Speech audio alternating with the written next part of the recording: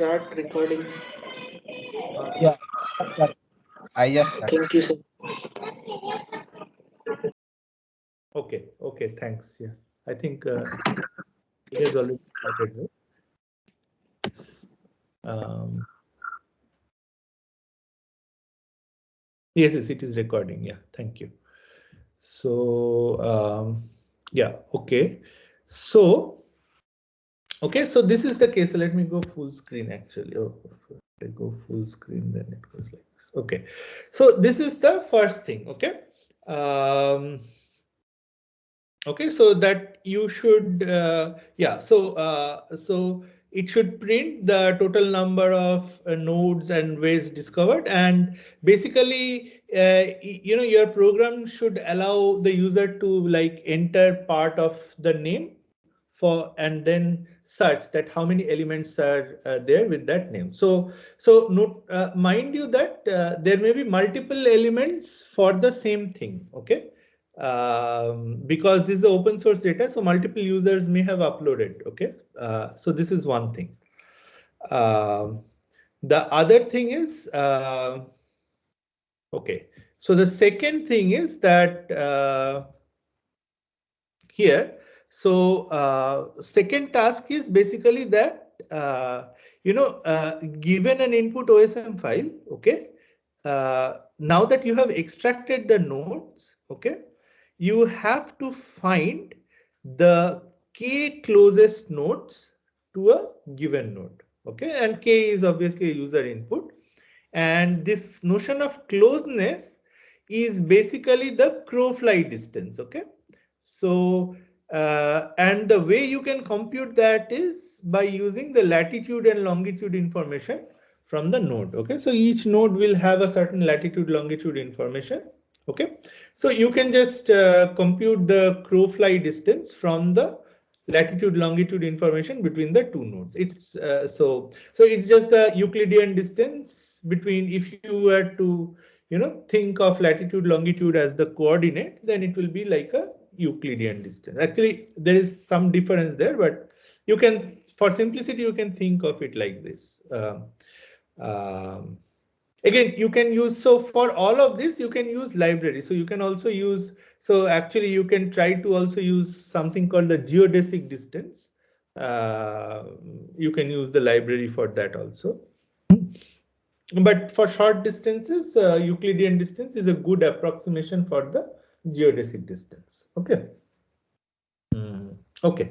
So now, and the third, basically third task is, okay, yeah, is that now that you have extracted the elements and you know how to compute distance between two node elements, now you focus on the way elements. Okay, so way elements are kind of like roads. Okay, so your task here is that given two node elements, okay, you have to find the shortest path between them, okay, through the way elements that are provided. Okay, and the distance, the notion, how will you calculate the distance on a way element? So it is basically the sum. So a way element is something like a sequence of node elements. Okay, so the distance here is sum of distances between consecutive node elements in the way. Okay, so for example, if you have, let's say, a way which is n1, n2, n3, n4, n5, then you basically compute the distance between n1 and n2, n2 and n3, and so on and so forth, and add them up, and that will be the way distance between n2 and n5. Clear? So I have given kind of the steps here. You can just look at the steps. Okay. So one thing you should note is that this file may be big. Okay. So the number of node elements and way elements may go in thousands or even tens of thousands. Okay. So you need to take care of that while writing your program. Okay. So that is the other thing. Okay. So this is the assignment. Okay, so let me just show you the map file. Okay, the OSM file, how it is. So this has also been uploaded. Yeah. Okay, so this is this kind of an XML based file, as you can see. Okay, so here it is. Maybe I should open it in. Let me try to open it in Sublime Text.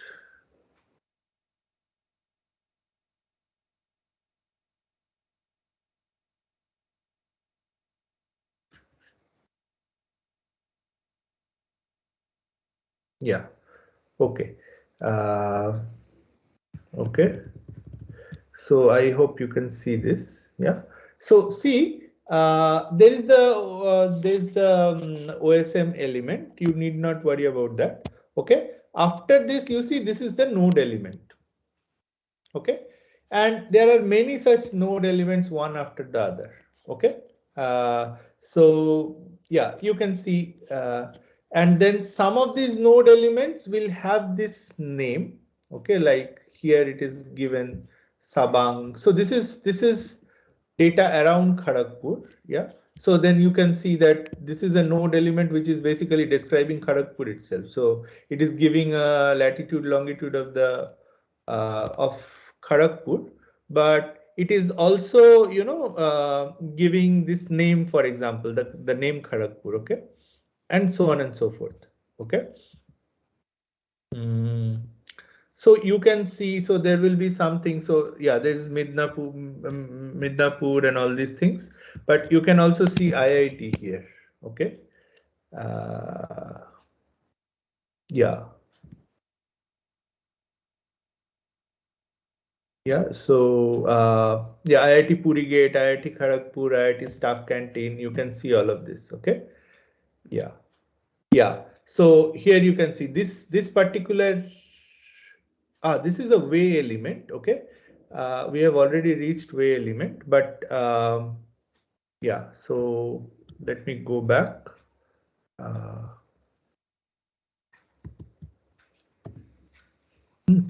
so if you go up here, yeah, so these are the way elements. Yeah, these are the node elements. Okay, so you can see the node elements here. You see that most of the node elements will not have any name. Okay, but some of the node elements will have some name. Okay. So that is how it is, but all node elements have this latitude and longitude, you can see, and they'll have the ID. So so let me also show the way element to you.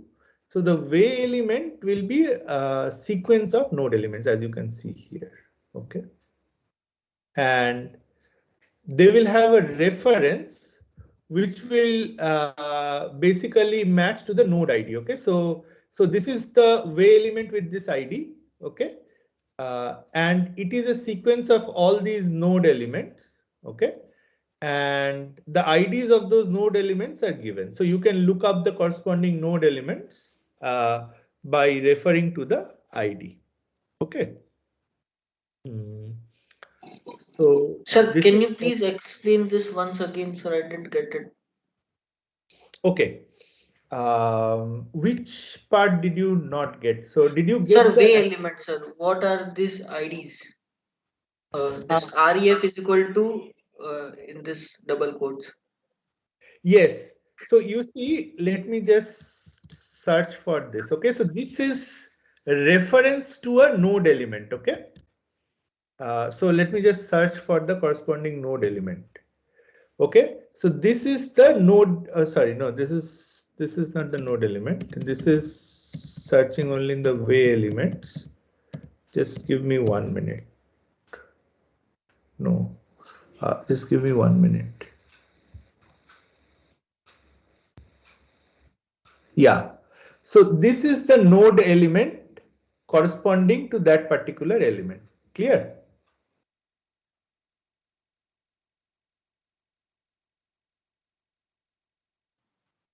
Yes, sir. And how it is being used in this way element? Yeah, so if you so if I try to go to this way element, you see so this is the way element. It has its own ID, which is this one, okay? But it has, so way element is a sequence of node elements. Okay, so it is like a, you can say path or a road, something like this. Or if you are thinking from the map point of view, you can say it's a line on the map, not a straight line, but like a, you know, like a line on the map. Okay, and so basically, yeah. So this is the way element. Uh, is it clear now? Yes, sir. Yes, sir. I got it. Thank you, sir.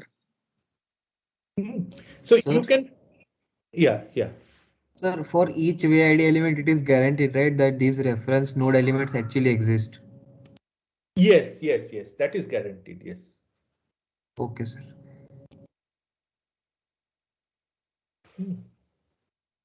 I mean, it is open source data. So, but I think, I mean, unless there is some very, I think you can assume that it is guaranteed. Yeah.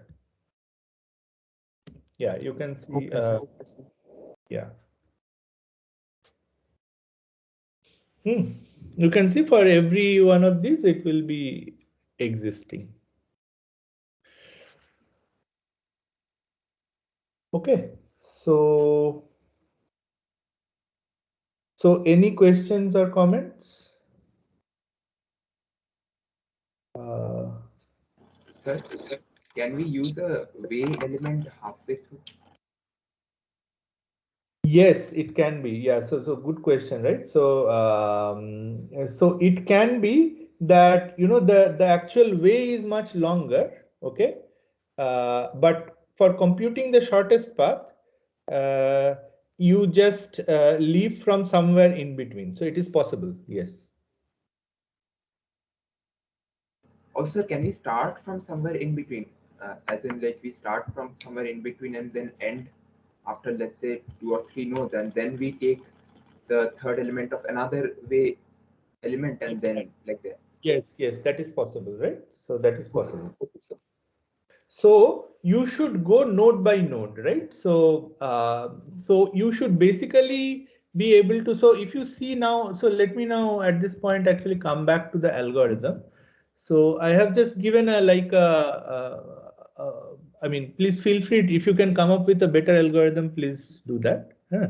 So so here basically what I'm saying is that you can create an incidence data structure which basically stores whether the, you know, ith way contains the jth node or not. Okay.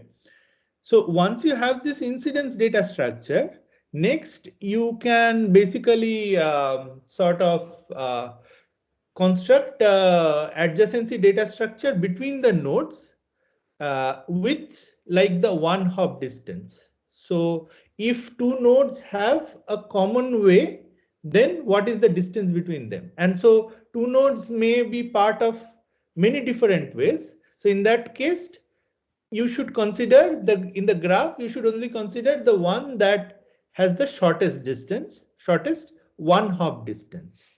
Okay. So, and then find after that, you know how to run the shortest path algorithm. So means nodes are those which are, I mean, consecutive nodes in any ways. Between them will make an edge. No.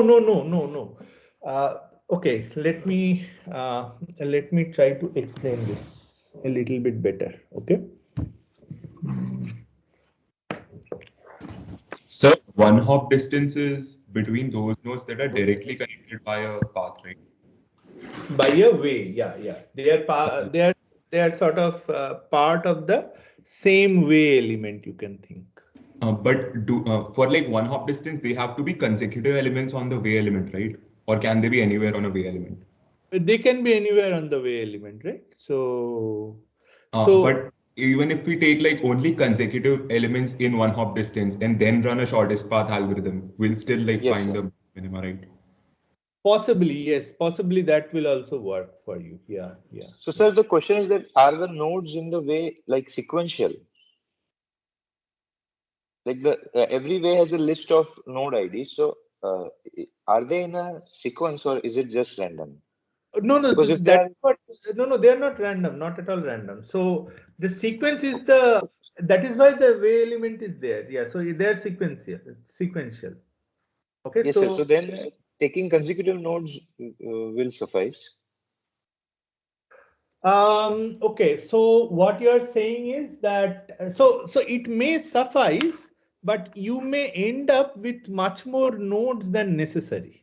So your graph may become much bigger. So let me just try to explain. I don't know how to use presenter view. Right? No. How do I just give me 1 minute? Huh?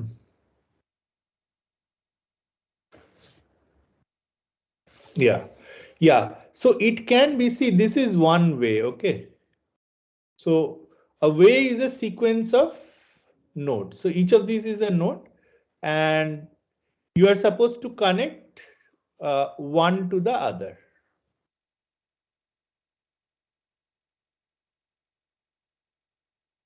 Okay, and now what you can do is you can have this, let's say, another way like this. Okay, so this is going and there is a common node between this way. Okay, and there is another way, let's say, which is going like something like this. Okay. Okay, so what you are saying is that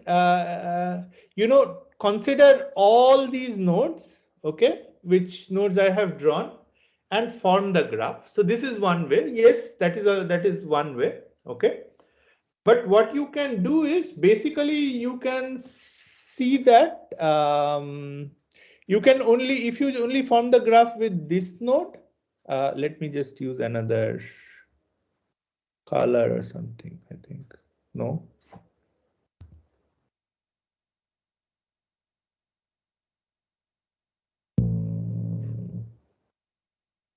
Okay, for some reason it is not allowing me to change the color. I don't know. Does anybody know?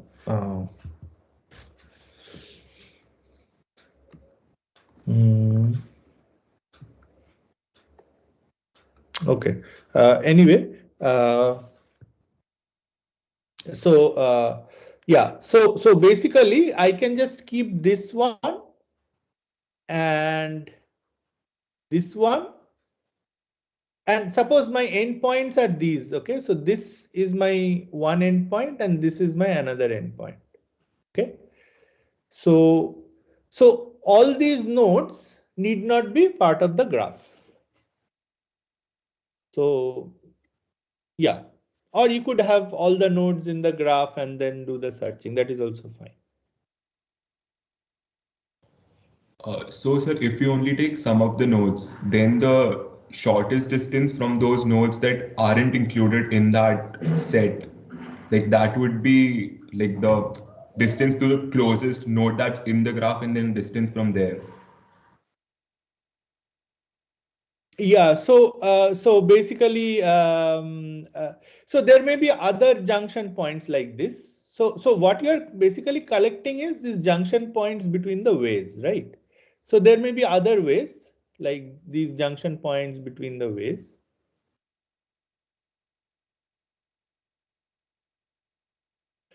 Yeah. So this will not be part of the path. So that is fine. It's not like all the nodes that you consider will be part of the shortest path. Did I answer your question? Sir, but Yeah, so let's say I want shortest distance between two nodes that aren't these junction nodes. That is fine. So anyway, the source and the destination you are keeping. Yes, sir. Hmm. So like, Yeah. how do I proceed in that scenario? Like, what will the algorithm be to like find the distance between two nodes that aren't in the like that aren't in the shortest paths that we found? That aren't like directly a part of that No, shortest path. Okay, I'm not understanding the question possibly. So the So question he's is, saying that if we start from a node that is not a junction and we want to go to another node which is also not a junction, then how will we do yeah, that? Because they are not nodes in our graph. yeah. So let me just write like this. So this is node A. This is not a junction. This is node. Okay. So for simplicity, let us take this is node. This is node. This is source and this is destination. So the destination is not a junction, but you keep the source and the destination node. But the source and the destination have to be connected to some junction.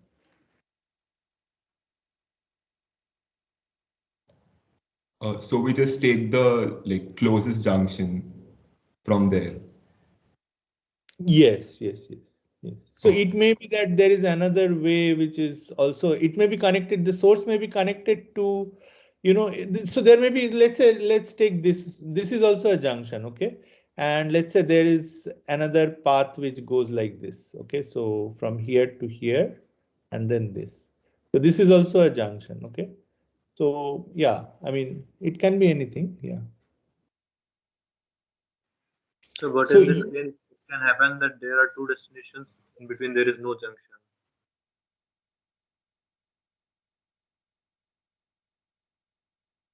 so you are saying there, so that is the special case where they are part of the same way, yeah. Professor, I don't understand why we cannot run something like Dijkstra's where we don't have to consider special things like junctions. To reduce the size of the graph, because you see the number of nodes will be very large. I mean, as a first implementation, it is fine if you don't consider junctions, but I don't think considering junctions will also be. So I have not mentioned it anywhere here, okay, the junctions thing. I'm just suggesting it. Sir, even in the junctions algorithm, to find the distance between, let's say, two junction points, then also we need the intermediate points anyway. So adding them to the graph wouldn't increase the complexity of the program, I guess. See the graph. See that there are two. Okay, so when you are,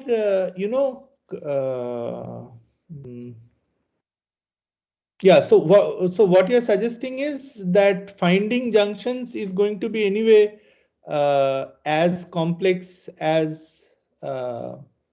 I mean, I did not understand actually your question. So thing is that for number one, we have to find the junctions, right? Which means we have to traverse all the paths anyway, so that we can find all the junctions. Like let's say we start at the source. Anyway, we need to spread ourselves out, find all the literally we have to go through the whole map. Then we have to do the same thing from the other node for the destination, and then find out all the junctions through which we can reach the destination from the source. Anyway, it's like we have to traverse the whole map.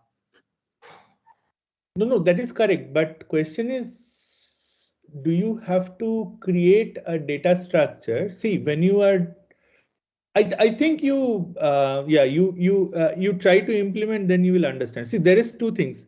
This finding junctions is kind of a one-time algorithm. Okay, so you can go like you can go way pairwise, right? So you can go, so for every pair of ways, you can find the junctions and mark them. But you don't have to remember the other junctions that you found when you are trying to find this particular junction. Am I making sense here? You obviously have to make a pass through it, but okay, so let me put it this way. You have to obviously process all the nodes and all the all the ways. Okay. The thing is that so the complexity of your shortest path algorithm, okay. So if you if you consider all the node elements, yeah, so it may be too high. That's all I'm saying. Okay. So if it is, you know, V square or something, it may be too high. So that's always the Floyd-Warshall algorithm. So we can run the whole thing in O V cube and find all the, for every pair of nodes in the map, we can find the shortest distance between them. Yes, yes, yes. So if the number of nodes is too high, the V cube. So for example, you see, like if you have 10,000 nodes, order V cube algorithm, will it work? I mean, in a reasonable amount of time. It's a one-time algorithm. So once we run it, we don't have to run it again. No, but that is probably not a good solution, right? I mean, and even one time. Use Dijkstra from all nodes in V square log n.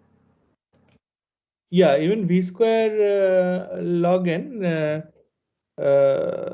Yeah, not. I mean, you may have. I mean, so I would suggest that you know, you look at. I mean, I'm just suggesting this. I myself don't know what is the total number of nodes in this particular file. Okay, so it may be that you should be able to just go ahead with the naive algorithm. So my doubt was that after finding the junctions, so we have to find the shortest distance between two junctions anyway, sir. So how to do that? Shortest distance between two junctions. So for that, this is the algorithm, right? So you basically then so the now you only consider the junction nodes and these nodes. So you have the okay. So you have the okay. Let me just.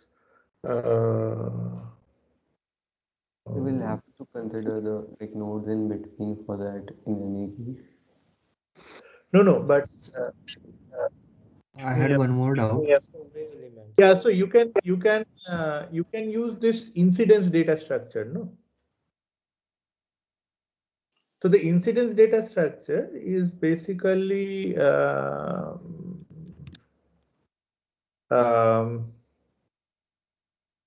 yeah, so basically it is saying whether two junctions are part of the same way or not. Okay, so if two junction nodes are not part of the same way, their one hop distance is 0. So shortest path you calculate later, but their one hop distance is 0. Understood?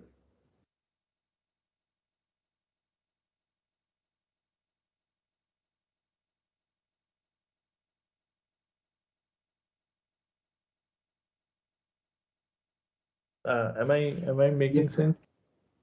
Hmm? Sir, I am not able to understand the notion of one hop distance, right? What's Okay. that?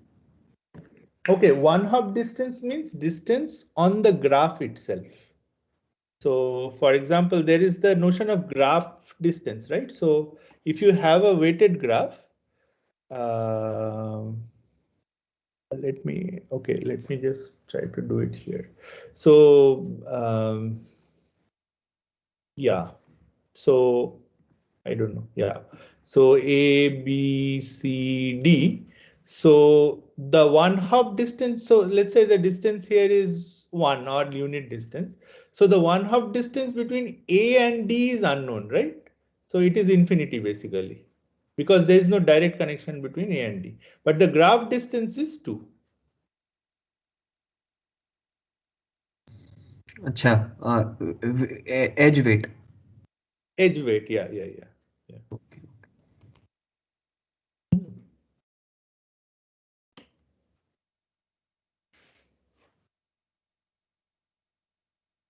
So Sir, one one more hop thing. distance is basically the edge weight between two nodes. Is that it? One hop distance is the edge weight. Once you have constructed the graph, it is the edge weight. Yeah.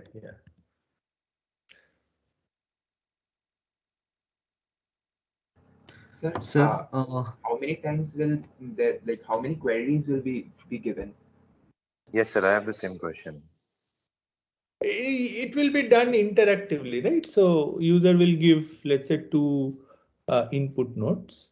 No, sir. I mean, some algorithms would be efficient if the number of queries is constant, and some algorithms would be efficient if the number of queries were of the order of the number of nodes. Yes, sir. No, you go for the constant one. Okay, sir. Okay, sir. Small number of queries. Huh?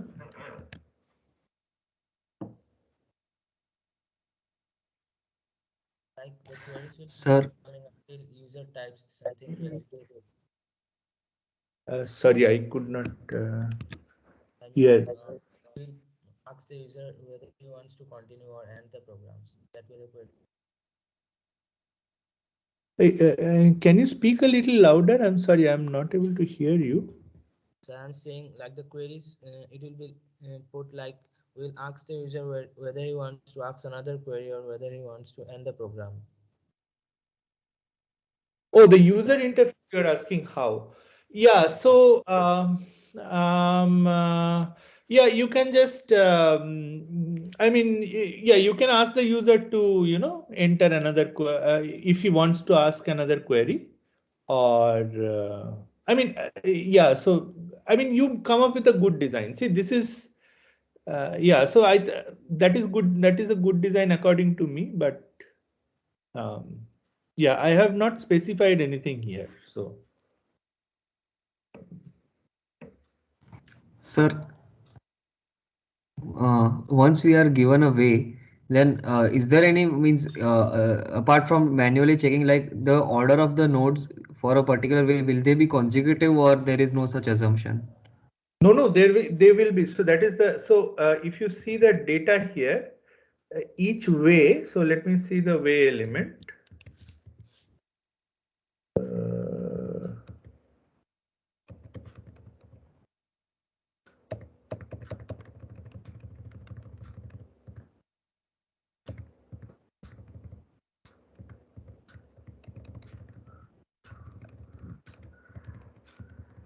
Okay, very lot of nodes. Yeah, you see this way element, right?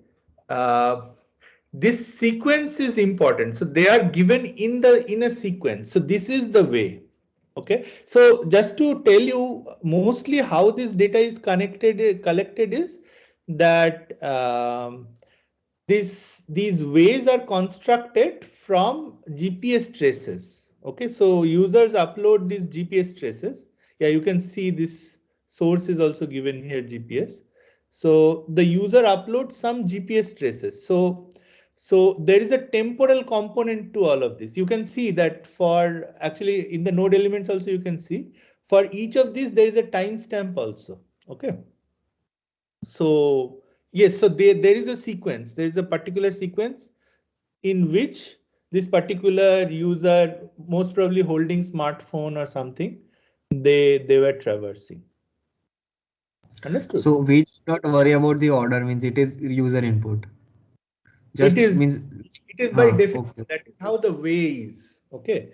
Okay. So you have to understand also this thing. That, so let me in this context also explain this. Okay. So there is no guarantee that, so let's say this point and this point. Okay. So a particular way can be like this also. Okay. Another way can be like this also. Okay. So there nothing, no guarantee given. Okay. I mean, I'm just saying. Okay. Okay, sir.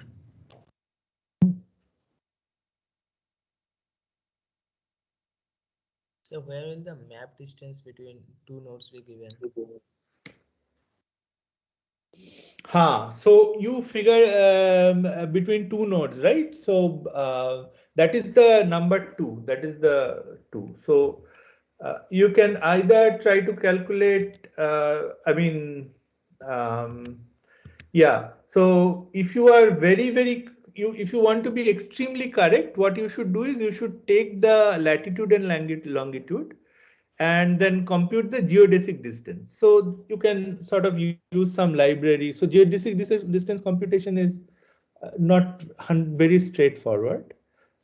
So if you find a good library, you can use and compute the geodesic distance between 2 points, or you can simply compute the how much, like 1 degree of, or even 1 hour, 1 minute. So this the smallest latitude longitude, this thing, how much distance it corresponds to on the surface of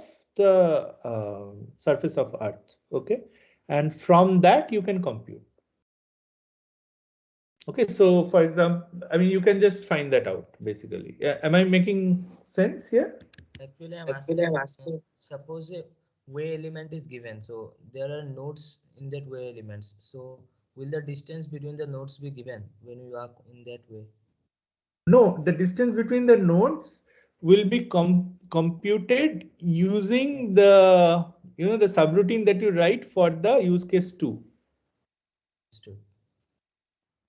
So the use case 2 is that you have to, given a particular node, you have to find the k closest nodes using the crow fly distance, right?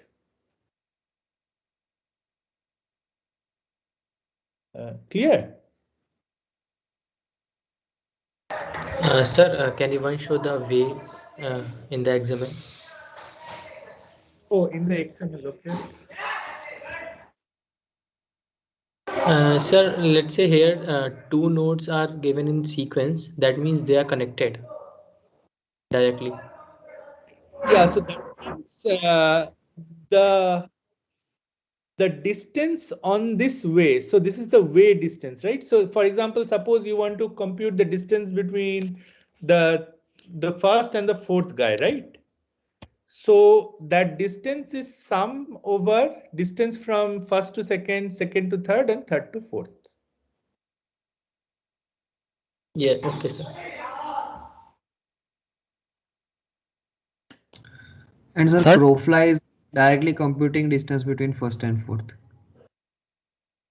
Crowfly is directly computing distance between first and fourth. Yeah, but for that you don't need a way, basically.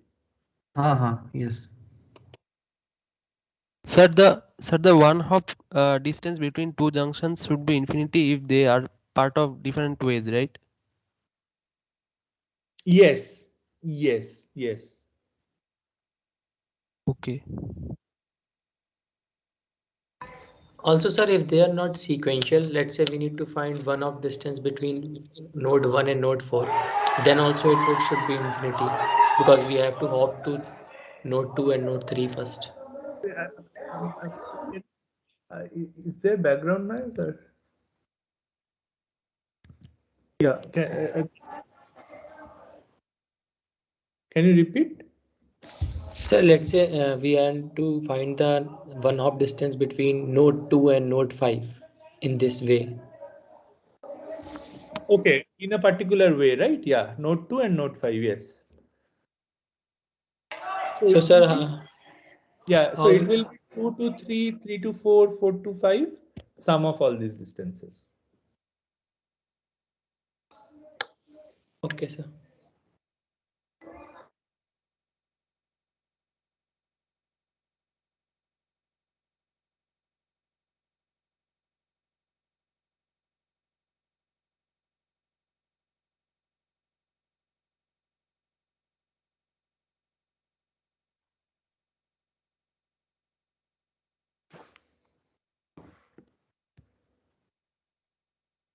Sir, Yes.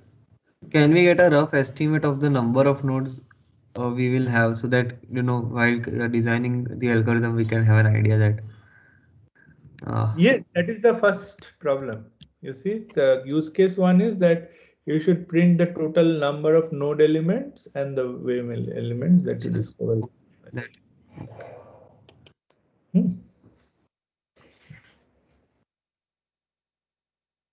Like can the XML file be opened similar to HTML, like something which is designed Yeah. So actually, I was actually in this you cannot, but see, I was using this Notepad on Windows. There, it was allowing me to collapse each of these elements. Yeah. But not like HTML, but you can collapse each of these elements. So I'm not telling, but you can also try to use some of the libraries if you want for parsing the XML. Sometimes parsing code may be, I mean, if you are confident, you can write the parsing code, but the parsing code can be very large. I mean, it can take a lot of time.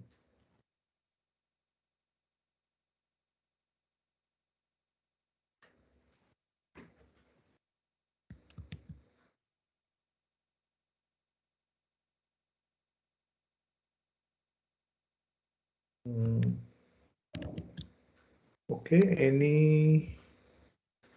Sir, are we allowed to use STL? Yes, you are allowed to use STL, yes. Okay, sir, thank you.